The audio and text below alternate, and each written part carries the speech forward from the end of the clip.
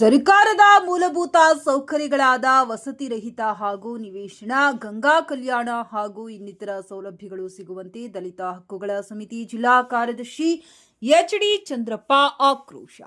ವಿಜಯನಗರ ಜಿಲ್ಲೆ ಕೂಡ್ಲಿಗಿ ತಾಲೂಕು ಖಾನಾಹೊಸಳ್ಳಿ ಹೋಬಳಿಯಲ್ಲಿ ಬರುವ ಹಿರೇಕುಂಬಳಗುಂಟಿ ಗ್ರಾಮ ಮತ್ತು ಗ್ರಾಮ ಪಂಚಾಯಿತಿಗೆ 10 ಹೋರಾಟಗಾರರು ಗ್ರಾಮದ ಹೊರವಲಯದಿಂದ ಪ್ರಮುಖ ರಸ್ತೆಯ ಮೂಲಕ ಹಲಿಗೆ ವಾದ್ಯದೊಂದಿಗೆ ಗ್ರಾಮ ಪಂಚಾಯಿತಿ ಆವರಣಕ್ಕೆ ಬಂದು ತಮ್ಮ ಹಕ್ಕುಗಳನ್ನು ಕೇಳುವುದರೊಂದಿಗೆ ಪ್ರತಿಭಟನೆ ಮೂಲಕ ಗ್ರಾಮ ಪಂಚಾಯಿತಿ ಅಧಿಕಾರಿಗಳಿಗೆ ಮನವಿ ಪತ್ರ ಮಂಗಳವಾರದಂದು ನಡೆದ ದಲಿತ ಹಕ್ಕುಗಳ ಸಮಿತಿ ಕರ್ನಾಟಕ ಸಂಘಟನೆಯಿಂದ ವಸತಿ ರಹಿತ ಮತ್ತು ನಿವೇಶನಕ್ಕಾಗಿ ಹಾಗೂ ಗಂಗಾ ಕಲ್ಯಾಣ, ಕೊಳವೆಬಾಯಿ ಸ್ಮಶಾನ ಭೂಮಿಗಾಗಿ ಮತ್ತು ಸ್ವಯಂ ಉದ್ಯೋಗಕ್ಕೆ ಆರ್ಥಿಕ ಸಹಾಯಕ್ಕೆ ಒತ್ತಾಯಿಸಿ ಹೋರಾಟ ಮಾಡುವುದರೊಂದಿಗೆ ಮನವಿ ಪತ್ರ ಸಲ್ಲಿಸಿದರು. ಹಿರೇಕುಂಬಳಗುಂಟಿ ಗ್ರಾಮ ಪಂಚಾಯಿತಿ ದಲಿತರಿಗೆ, ಕೃಷಿ ಕೂಲಿಕಾರರಿಗೆ ವಸತಿ ನಿವೇಶನ ಕೊಡಬೇಕು ಮತ್ತು ದಲಿತ ಹಕ್ಕುಗಳ ಸಮಿತಿ ಜಿಲ್ಲಾ ಕಾರ್ಯದರ್ಶಿ ಎಚ್.ಡಿ. ಚಂದ್ರಪ್ಪ ಮಾತನಾಡಿ, ಎಸ್ಸಿ, ಎಸ್ಪಿ, ಟಿಎಸ್ಪಿ ಉಪಯೋಜನೆಯ 12 ವರ್ಷದ ರಾಜ್ಯ ಬಜೆಟ್ 1,75,000 ಕೋಟಿ ಹಣ ಸಮರ್ಪಕವಾಗಿ ಜಾರಿಗೊಳಿಸದೆ ದುರ್ಬಳಕೆ ಮತ್ತು ಭ್ರಷ್ಟಾಚಾರ ಕಾರಣಗಳಿಂದ ದಲಿತರಿಗೆ ತಲುಪಿಸುವಲ್ಲಿ ಸರ್ಕಾರ ವಿಫಲವಾಗಿದೆ.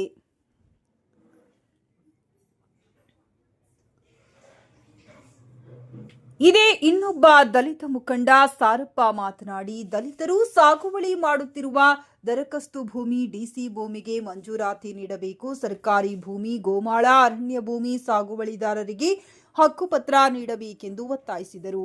ಈ ಸಂದರ್ಭದಲ್ಲಿ ದಲಿತ ಹಕ್ಕುಗಳ ಸಮಿತಿ ಜಿಲ್ಲಾ ಕಾರ್ಯದರ್ಶಿ ಎಚ್.ಡಿ. ಚಂದ್ರಪ್ಪ, ತಾಲೂಕು ಮುಖಂಡರಾದ ಸಾರಪ್ಪ, ದುರ್ಗೇಶ್, ಬಸವರಾಜ್, ದಂಡಪ್ಪ, ಮೈಲಪ್ಪ, ನಾಗರಾಜ್, ಮೈಲಾರಿ, ಪರಸಪ್ಪ, ರೇಣುಕಮ್ಮ, ಶಾರದಮ್ಮ, ದುರ್ಗಮ್ಮ ಇನ್ನೂ ಮುಂತಾದವರು ಉಪಸ್ಥಿತರಿದ್ದರು.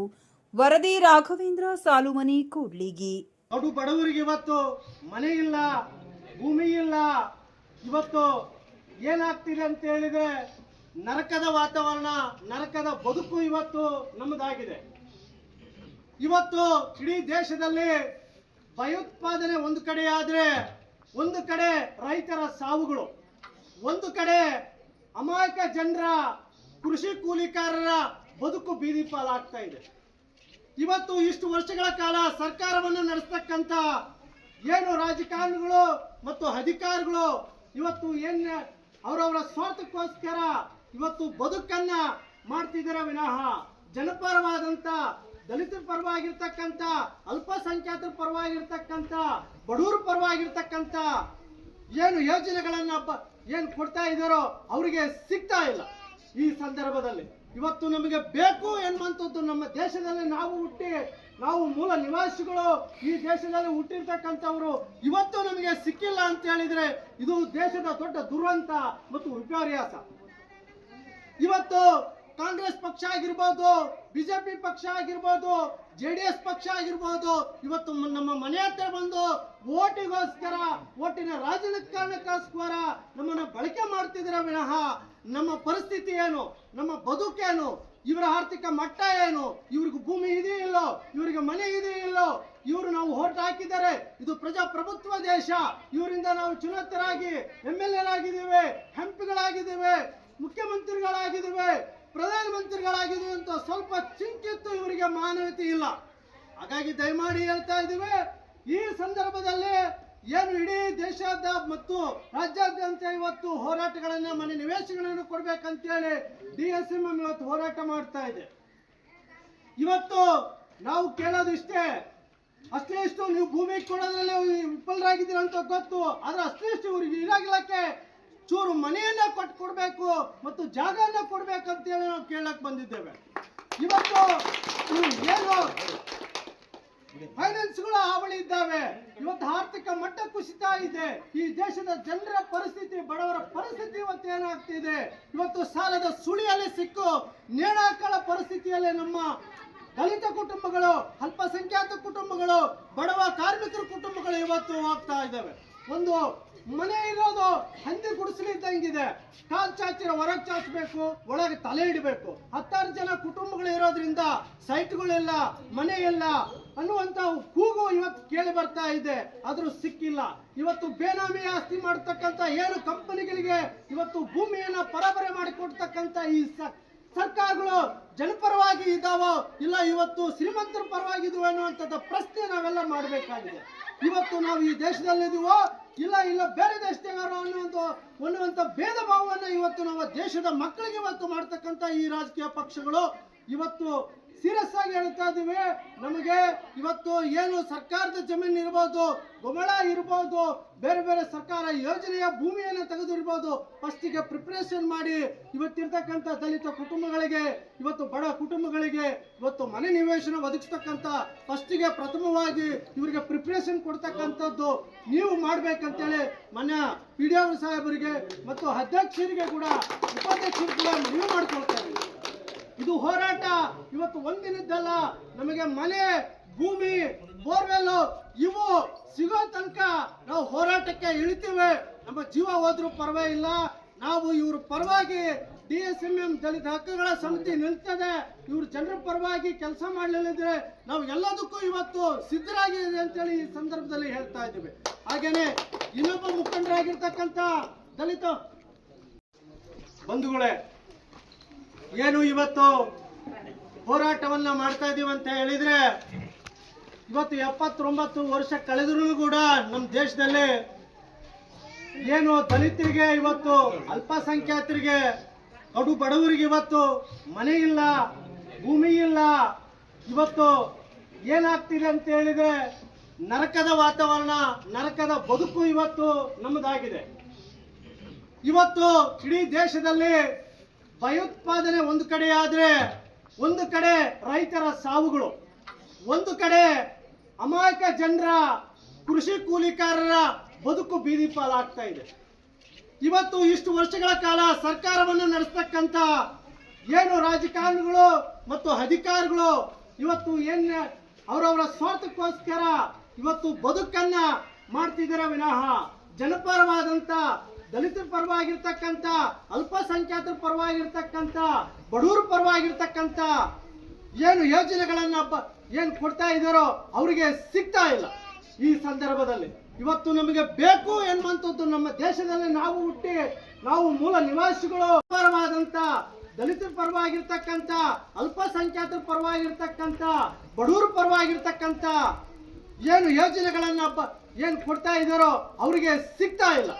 ಈ ಸಂದರ್ಭದಲ್ಲಿ ಇವತ್ತು ನಮಗೆ ಬೇಕು ಎನ್ನುವಂಥದ್ದು ನಮ್ಮ ದೇಶದಲ್ಲಿ ನಾವು ಹುಟ್ಟಿ, ನಾವು ಮೂಲ ನಿವಾಸಿಗಳು, ಈ ದೇಶದಲ್ಲಿ ಹುಟ್ಟಿರ್ತಕ್ಕಂಥವ್ರು ಇವತ್ತು ನಮಗೆ ಸಿಕ್ಕಿಲ್ಲ ಅಂತ ಹೇಳಿದ್ರೆ ಇದು ದೇಶದ ದೊಡ್ಡ ದುರಂತ ಮತ್ತು ವಿಪರ್ಯಾಸ.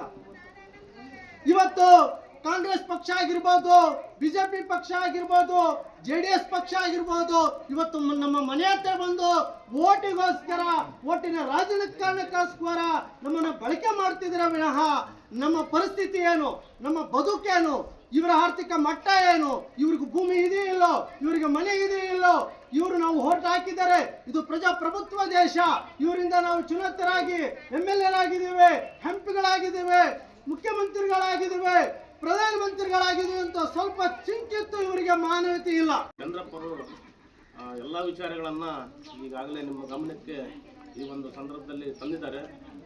ಮತ್ತೆ ನಾವು ಹೇಳೋದೇನಂತ ಹೇಳಿದ್ರೆ, ಮುಖ್ಯವಾಗಿ ಎಲ್ಲ ದಲಿತರಿಗೂ ಮತ್ತು ಎಲ್ಲ ಮನುಷ್ಯರಿಗೂ ಕೂಡ ಗೌರವಾನ್ವಿತ ಬದುಕು ಬರಬೇಕು. ಸೊ ಹಂಗಾಗಿ ನಮ್ಮನ್ನ ಎಲ್ಲೋ ಒಂದು ಕಡೆ ಶೋಷಣೆಗೆ ಒಳಪಟ್ಟಿರ್ತಕ್ಕಂಥವ್ರನ್ನ, ದೌರ್ಜನ್ಯಕ್ಕೆ ಒಳಪಟ್ಟಿರ್ತಕ್ಕಂಥವ್ರನ್ನ, ಶೈಕ್ಷಣಿಕವಾಗಿ ಹಿಂದುಳಿದಿರ್ತಕ್ಕಂಥವ್ರನ್ನ ಮೊದಲು ನೀವು ಗಮನ ಹರಿಸಿ ಪಂಚಾಯತಿ ಮಟ್ಟದಲ್ಲಿ ಏನು ನಿಮ್ಮ ಕೆಲಸ ಕಾರ್ಯಗಳು ಮಾಡಬೇಕನ್ನೋಂಥದ್ದು ಮೊದಲು ಆದ್ಯತೆಯನ್ನು ನಮ್ಮ ದಲಿತರಿಗೆ ಮತ್ತು ಈ ಕೇರಿಗಳಿಗೆ ಕೊಡ್ಬೇಕಂತೇಳಿ ನಾನು ನಿಮ್ಮಲ್ಲಿ ಮನವಿ ಮಾಡ್ತಾ ಇದ್ದೀನಿ.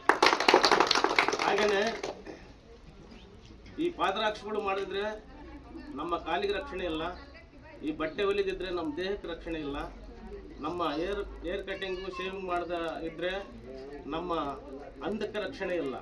ಸೊ ಎಲ್ಲ ವರ್ಗದವರು ಕೂಡ ನಾವು ಬಹುತೇಕವಾಗಿ ಈ ಕಾರ್ಮಿಕರು, ಹಾಗೆ ಕೂಲಿ ಕೆಲಸ ಮಾಡ್ತಕ್ಕಂಥವರು, ಹಾಗೆ ಶೈಕ್ಷಣಿಕವಾಗಿ ಹಿಂದುಳಿದಿರ್ತಕ್ಕಂಥ ಮಕ್ಕಳಿಗೆ ಕೂಡ ನೀವು ಶಿಕ್ಷಣ ಮುಂದುವರಿಕೆಗಾಗಿ ಕೂಡ ಆರ್ಥಿಕ ನೆರವನ್ನು ಸಹ ನೀವು ಒದಗಿಸ್ಕೊಡ್ಬೇಕು. ಜೊತೆಗೆ ನಮ್ಮ ಜನರಿಗೆ ಕೂಡ ನಾವು ಸ್ಮಶಾನಕ್ಕೆ ಹೋಗ್ತಕ್ಕಂಥ ವ್ಯವಸ್ಥೆಯಲ್ಲಿ ನಮಗೆ ಸರಿಯಾದ ರೀತಿಯಿಂದ ಸ್ಮಶಾನಗಳು ಇರೋದಿಲ್ಲ. ಮೊದಲು ಅವಕ್ಕೆ ಕೂಡ ಆದ್ಯತೆ ಕೊಡ್ರಿ. ಹಾಗೆಯೇ ವಸತಿಗೆ ನಮಗೆ ವಸತಿ ಮಾಡಿಕೊಡ್ಬೇಕು. ಭೂಮಿ ಕೊಡ್ತೀವಿ ಅಂತೇಳಿ ಸರ್ಕಾರದ ಯೋಜನೆಗಳಲ್ಲಿದೆ, ಬಟ್ ಅದು ಬರೀ ಅದು ಯೋಜನೆಗಳಲ್ಲಿದೆ ಹೊರತು ಅದು ಯಾವತ್ತೂ ಕೂಡ ಕಾರ್ಯರೂಪಕ್ಕೆ ಬಂದಿಲ್ಲ. ಇದು ನಾವು ಯಾರ ಅವರ ಸ್ವಂತ ಆಸ್ತಿಯನ್ನು ನಾವು ಕೇಳ್ತಾ ಇಲ್ಲ. ನಾವು ಈ ದೇಶದ ಪ್ರಜೆಗಳು, ನಾವೇ ಈ ದೇಶದ ಪ್ರಜೆಗಳಾಗಿ ಪ್ರಭುಗಳನ್ನಾಗಿ ನಾವು ಮಾಡ್ತಾ ಇದ್ದೀವಿ. ಸೊ ಹಾಗೆವರೆಗೂ ಕೂಡ ನಮ್ಮ ಜಿಲ್ಲಾ ಮುಖಂಡರಾಗಿರ್ತಕ್ಕಂಥ ಶ್ರೀಯುತ ಚಂದ್ರಪ್ಪರು ಎಲ್ಲ ವಿಚಾರಗಳನ್ನು ಈಗಾಗಲೇ ನಿಮ್ಮ ಗಮನಕ್ಕೆ ಈ ಒಂದು ಸಂದರ್ಭದಲ್ಲಿ ತಂದಿದ್ದಾರೆ. ಮತ್ತೆ ನಾವು ಕೇಳೋದೇನಂತ ಹೇಳಿದ್ರೆ, ಮುಖ್ಯವಾಗಿ ಎಲ್ಲ ದಲಿತರಿಗೂ ಮತ್ತು ಎಲ್ಲ ಮನುಷ್ಯರಿಗೂ ಕೂಡ ಗೌರವಾನ್ವಿತ ಬದುಕು ಇರಬೇಕು. ಸೊ ಹಂಗಾಗಿ ನಮ್ಮನ್ನು ಎಲ್ಲ ಒಂದು ಕಡೆ ಶೋಷಣೆಗೆ ಒಳಪಟ್ಟಿರ್ತಕ್ಕಂಥವ್ರನ್ನ, ದೌರ್ಜನ್ಯಕ್ಕೆ ಒಳಪಟ್ಟಿರ್ತಕ್ಕಂಥವ್ರನ್ನ, ಶೈಕ್ಷಣಿಕವಾಗಿ ಹಿಂದುಳಿದಿರ್ತಕ್ಕಂಥವ್ರನ್ನ ಮೊದಲು ನೀವು ಗಮನ ಹರಿಸಿ ಪಂಚಾಯತಿ ಮಟ್ಟದಲ್ಲಿ ಏನು ನಿಮ್ಮ ಕೆಲಸ ಕಾರ್ಯಗಳು ಮಾಡಬೇಕನ್ನೋಂಥದ್ದು ಮೊದಲು ಆದ್ಯತೆಯನ್ನು ನಮ್ಮ ದಲಿತರಿಗೆ ಮತ್ತು ಈ ಕೇರಿಗಳಿಗೆ ಕೊಡ್ಬೇಕಂತೇಳಿ ನಾನು ನಿಮ್ಮಲ್ಲಿ ಮನವಿ ಮಾಡ್ತಾ ಇದ್ದೀನಿ. ಹಾಗೆಯೇ ಈ ಪಾದರಕ್ಷೆಗಳು ಮಾಡಿದ್ರೆ ನಮ್ಮ ಕಾಲಿಗೆ ರಕ್ಷಣೆ ಇಲ್ಲ, ಈ ಬಟ್ಟೆ ಹೊಲಿದಿದ್ರೆ ನಮ್ಮ ದೇಹಕ್ಕೆ ರಕ್ಷಣೆ ಇಲ್ಲ, ನಮ್ಮ ಏರ್ ಕಟ್ಟಿಂಗು ಶೇವಿಂಗ್ ಮಾಡದ ಇದ್ದರೆ ನಮ್ಮ ಅಂದಕ್ಕೆ ರಕ್ಷಣೆ ಇಲ್ಲ. ಸೊ ಎಲ್ಲ ವರ್ಗದವರು ಕೂಡ ನಾವು ಬಹುತೇಕವಾಗಿ ಈ ಕಾರ್ಮಿಕರು, ಹಾಗೆ ಕೂಲಿ ಕೆಲಸ ಮಾಡ್ತಕ್ಕಂಥವರು, ಹಾಗೆ ಶೈಕ್ಷಣಿಕವಾಗಿ ಹಿಂದುಳಿದಿರ್ತಕ್ಕಂಥ ಮಕ್ಕಳಿಗೆ ಕೂಡ ನೀವು ಶಿಕ್ಷಣ ಮುಂದುವರಿಕೆಗಾಗಿ ಕೂಡ ಆರ್ಥಿಕ ನೆರವನ್ನು ಸಹ ನೀವು ಒದಗಿಸ್ಕೊಡ್ಬೇಕು. ಜೊತೆಗೆ ನಮ್ಮ ಜನರಿಗೆ ಕೂಡ ನಾವು ಸ್ಮಶಾನಕ್ಕೆ ಹೋಗ್ತಕ್ಕಂಥ ವ್ಯವಸ್ಥೆಯಲ್ಲಿ ನಮಗೆ ಸರಿಯಾದ ರೀತಿಯಿಂದ ಸ್ಮಶಾನಗಳು ಇರುವುದಿಲ್ಲ. ಮೊದಲು ಅವಕ್ಕೆ ಕೂಡ ಆದ್ಯತೆ ಕೊಡ್ರಿ. ಹಾಗೆಯೇ ವಸತಿಗೆ ನಮಗೆ ವಸತಿ ಮಾಡಿಕೊಡ್ಬೇಕು. ಭೂಮಿ ಕೊಡ್ತೀವಿ ಅಂತೇಳಿ ಸರ್ಕಾರದ ಯೋಜನೆಗಳಲ್ಲಿದೆ, ಬಟ್ ಅದು ಬರೀ ಅದು ಯೋಜನೆಗಳಲ್ಲಿದೆ ಹೊರತು ಅದು ಯಾವತ್ತೂ ಕೂಡ ಕಾರ್ಯರೂಪಕ್ಕೆ ಬಂದಿಲ್ಲ. ಇದು ನಾವು ಯಾರ ಅವರ ಸ್ವಂತ ಆಸ್ತಿಯನ್ನು ನಾವು ಕೇಳ್ತಾ ಇಲ್ಲ. ನಾವು ಈ ದೇಶದ ಪ್ರಜೆಗಳು, ನಾವೇ ಈ ದೇಶದ ಪ್ರಜೆಗಳಾಗಿ ಪ್ರಭುಗಳನ್ನಾಗಿ ನಾವು ಮಾಡ್ತಾ ಇದ್ದೀವಿ. ಸೊ ಹಾಗಾಗಿ ನಿಮ್ಮಲ್ಲಿ ನಾವು ಕೇಳ್ತಾ ಇದ್ದೀವಿ, ನಮ್ಮ ಹಕ್ಕುಗಳದು. ನಾವು ಅದನ್ನು ಆ ಹಕ್ಕನ್ನು ಯಾವುದೇ ಕಾರಣಕ್ಕೂ ನೀವು ಉಲ್ಲಂಘನೆ ಮಾಡಬಾರ್ದು. ಮತ್ತೆ ಈ ಹೋರಾಟ ಮತ್ತೆ ಮುಂದುವರಿಸ್ತೀವಿ ಅಂತ ಹೇಳ್ತಾ ನಾವು ರಾಜ್ಯ ಮಟ್ಟದಲ್ಲಿ, ಜಿಲ್ಲಾ ಮಟ್ಟದಲ್ಲಿ, ತಾಲೂಕು ಮಟ್ಟದಲ್ಲಿ ಕೂಡ ಈ ಹೋರಾಟವನ್ನು ಮುಂದುವರಿಸ್ತೀವಿ. ಇದು ನಮ್ಮ ಪಾಲು, ಸರ್ವರಿಗೂ ಸಮಪಾಲು, ನಮ್ಮೆಲ್ಲರಿಗೂ ಕೂಡ ಅದು ದೊರಕಂತಾಗಬೇಕು ಅನ್ನೋಂಥ ನಿಟ್ಟಿನಲ್ಲಿ ನಾನು ಈ ಸಂದರ್ಭದಲ್ಲಿ ಎಲ್ಲರ ಪರವಾಗಿ, ನಾವು ನೊಂದವರ ಪರವಾಗಿ, ನಾವು ನಮ್ಮನ್ನು ನಿರ್ಲಕ್ಷ್ಯಗೊಳಪಟ್ಟಿರ್ತಕ್ಕಂಥವ್ರು ಎಲ್ಲರ ಪರವಾಗಿ ಕೂಡ ನಾನು ಈ ಸಂದರ್ಭದಲ್ಲಿ ಪಂಚಾಯತಿ ಅಭಿವೃದ್ಧಿ ಅಧಿಕಾರಿಗಳಿಗೆ, ಅಧ್ಯಕ್ಷರಿಗೆ, ಉಪಾಧ್ಯಕ್ಷರಿಗೆ, ಸರ್ವ ಸದಸ್ಯರ ಗಮನಕ್ಕೆ ತರಬಯಸ್ತಾ ಇದ್ವಿ. ಈಗ ಒಂದು ಮೆಮೊರಂಡಮ್ ನಾವು ರೆಡಿ ಮಾಡಿದ್ವಿ, ಅದನ್ನು ನಿಮಗೆ ತಲುಪಿಸ್ತೀವಿ. ದಯಮಾಡಿ ಯಾವುದೇ ಕಾರಣಕ್ಕೂ ನಿರ್ಲಕ್ಷ್ಯ ಮಾಡಬೇಡ್ರಿ. ಮುಂದಿನ ಹೋರಾಟಕ್ಕೆ ಎಲ್ಲ ಆಗು ಹೋಗುಗಳಿಗೆ ನೀವೇ ಹೊಣೆಗಾರರು ಅಂತೇಳಿ ಈ ಸಂದರ್ಭದಲ್ಲಿ ಹೇಳ್ತಾ ನಮಗೆ ಮಾತಾಡೋದಕ್ಕೆ ಅವಕಾಶ ಮಾಡಿಕೊಟ್ಟಿರ್ತಕ್ಕಂಥ ತಮ್ಮೆಲ್ಲರಿಗೂ, ಹಾಗೆಯೇ ಈ ಒಂದು ಹೋರಾಟಕ್ಕೆ ಎಲ್ಲರೂ ಸಹ ಬೆಂಬಲಿಸಿದ್ದೀರ. ಮುಂದೆ ಸಹ ನೀವು ಎಲ್ಲರೂ ಕೂಡ ಭೇದವನ್ನು ಮರೆತು ನಮಗೆ ಬೆಂಬಲವನ್ನು ಕೊಡಬೇಕು, ಸಹಕರಿಸಬೇಕು. ಸೊ ಈ ಹೋರಾಟಕ್ಕೆ ಒಂದು ಜಯವನ್ನು ಕೊಟ್ಟು ಸೂಕ್ತ ಫಲಾನುಭವಿಗಳಿಗೆ ನ್ಯಾಯವನ್ನು ಒದಗಿಸಿಕೊಡ್ಬೇಕು ಅಂತ ಕೇಳ್ತಾ ಈ ಕಾರ್ಯಕ್ರಮವನ್ನು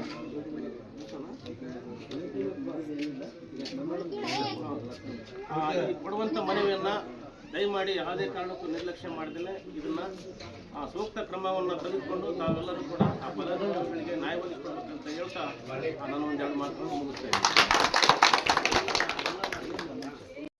SC/ST ಉಪಯೋಜನೆಗಳ ಸಮರ್ಪಕ ಜಾರಿಗಾಗಿ SC/ST ಉಪಯೋಜನೆಗಳ 12 ವರ್ಷಗಳ ರಾಜ್ಯ ಬಜೆಟ್ 1,75,000 ಕೋಟಿ ಹಣ ಸಮರ್ಪಕವಾಗಿ ಜಾರಿಗೊಳಿಸಿದೆ. ದುರ್ಬಳಕೆ ಮತ್ತು ಭ್ರಷ್ಟಾಚಾರ ಕಾರಣಗಳಿಂದ ದಲಿತರಿಗೆ ತಲುಪಿಸುವಲ್ಲಿ ಸರ್ಕಾರ ವಿಫಲವಾಗಿದೆ. ಕಳೆದ 3 ವರ್ಷ 36,000 ಕೋಟಿ ದಲಿತ ಹಣವನ್ನು ಅನ್ಯ ಯೋಜನೆಗಳಿಗೆ ಬಳಕೆ ಮಾಡಲಾಗಿದೆ.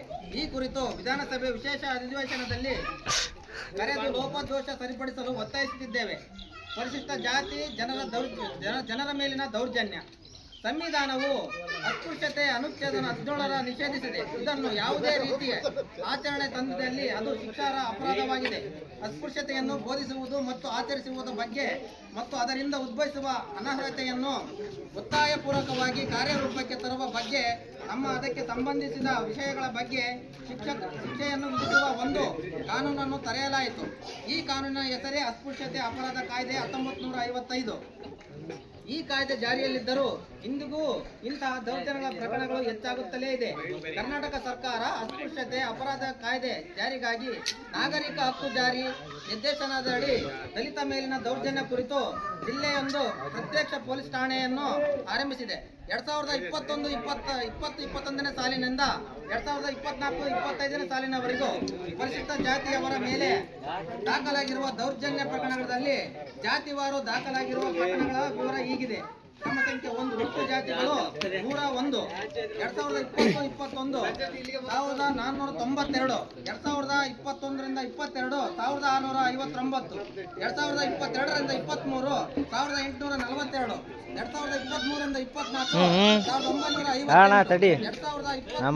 2024ರಿಂದ 25ವರೆಗೂ 1933 ಒಟ್ಟು ವಿಷಯ ಇತ್ತಲು ಸಹಿತ ಮನೆ ಗಂಗಾ ಕಲ್ಯಾಣ ಕೊಳವೆ ಬಾವಿ ಸ್ಮಶಾನ ಭೂಮಿ ಹಾಗೂ ಸ್ವಂತ ಉದ್ಯೋಗಕ್ಕೆ ಆರ್ಥಿಕ ಸಹಾಯಕ್ಕೆ ಒತ್ತಾಯಿಸಂತಿದೆ.